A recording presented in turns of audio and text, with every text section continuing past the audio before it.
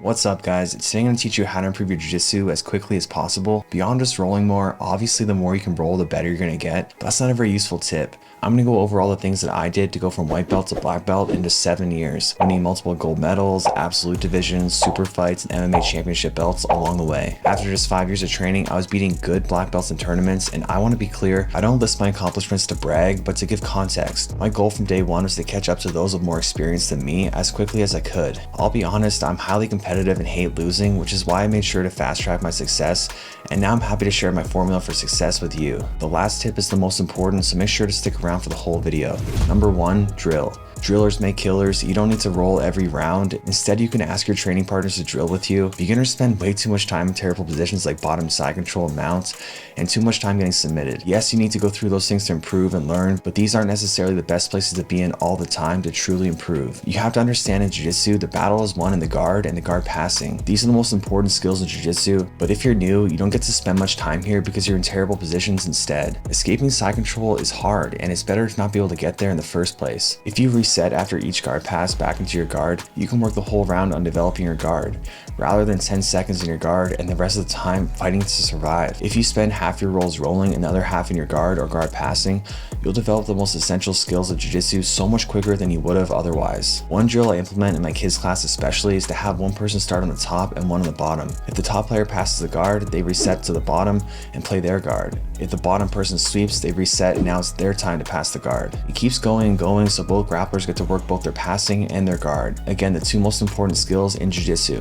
Alright guys, before we go further, let me know in the comment section what your biggest challenges in jiu-jitsu are. This really helps me think of topics for my videos. Number 2, do your homework. The best kids in school are the ones that did their homework. I wasn't one of those kids. I would just show up and was content with mainly C's and the occasional B. Jiu-jitsu was different though. In jiu-jitsu, I've been doing my homework since day one. So what is doing your homework within a jiu-jitsu context? Doing your homework is learning outside of your mat time. If you're watching this video or subscribe to my channel, you're already doing some homework. The more homework you can do, the better, but it can't be just blind in general. It needs to be focused and calculated. When I was a white belt, I would read Jiu-Jitsu University literally every single day as I ate breakfast, every day soaking in knowledge without even stepping foot on the mats. I love that book and credit it so much for my early success. Books are a great resource, but videos are even better. For example, when I wanted to learn rolling back attacks, I watched every single video I could on them.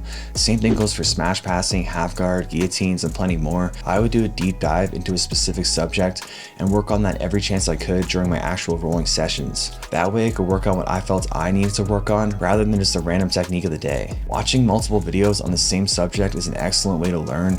Different instructors provide different details on what's important, and often from watching multiple videos, you'll find at least one that really resonates with you. I've always found that hearing multiple perspectives paints the largest picture for me and helps me understand things so much easier. There's grapplers out there that specialize in one thing, and that's great, but what I recommend is to focus on one thing for a couple months until it becomes a specialty, and then to move on to focusing on something else. That way you can accumulate specialties and they become another tool in the toolbox. When I was a brown belt, I sucked at guillotines, and then I watched every single possible resource I could on them and started going for them non-stop, and now there's something I'm extremely proficient in, and now I even have my own BJJ Fanatics instructional where I go over them in depth, passing on the knowledge I've accumulated over all these years. Some great resources for doing your homework is paid instructionals like BJJ Fanatics and free resources like YouTube. There's so much free gold on YouTube from both high-level competitors and high-level instructors. Some of my favorite channels to learn jiu-jitsu from include John Thomas, who is great for gi grappling, especially for developing a modern and advanced guard. Coach Brian from Teach Me Grappling, great no-gi instruction. I watch his videos and just nod my head in agreement. It's excellent stuff. Less impressed, more involved. It's less technique oriented and more about the meta within competitive jiu-jitsu. It's a channel I learn a lot from as I don't really watch jiu-jitsu other than highlights. And of course mine too, Jordan Teaches Jiu-Jitsu. I mean, it's not too bad. Podcasts can really help in your development too. Some of my favorites include Elbows Tight, Beyond Jiu-Jitsu, BJJ Mental Models, and of course my own, Jordan Talks Jiu-Jitsu. If you guys like the rash guards I wear and want one for yourself, you can pick them up at xmartial.com and use my code Jordan10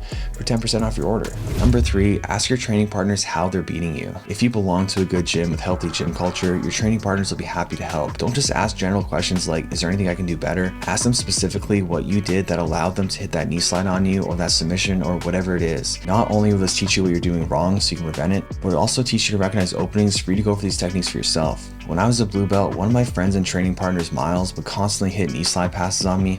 I did countless hours of work to try to figure out how to stop the knee slide before I realized I wasn't fighting hard enough to stop him from giving up the underhook. Once I prioritized keeping my elbows glued to my side, things changed. I made it so much more difficult for him to take underhooks on me, and now could last in my guard substantially longer and could really work my guard against a talented, higher skilled opponent rather than just constantly being in bottom side control. I should have asked him way before that instead of trying to figure out myself. I would have saved myself so much frustration and time getting smashed. There's always a reason someone's able to do something to you, and another great way to recognize what those reasons are brings us into the next topic. Number 4, record and review your rolls. Seeing what you're doing wrong is even better than being told what you're doing wrong. Watching my own rolls through running this channel has improved my own grappling immensely. All you have to do is ask a training partner if they can record some rolls for you, and in return, maybe you can record some rolls for them. Once you have the footage, you can analyze it yourself or pay for a private lesson with your coach. Your coach can then analyze it and show you on the mats what you can do differently. This can often be a way better use of private lessons rather than just learning random techniques. If analyzing yourself, you can reference some of my videos.